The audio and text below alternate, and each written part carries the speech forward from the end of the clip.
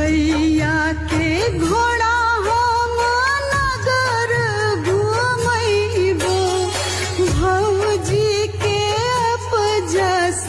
होय रे एही रे सिंदूर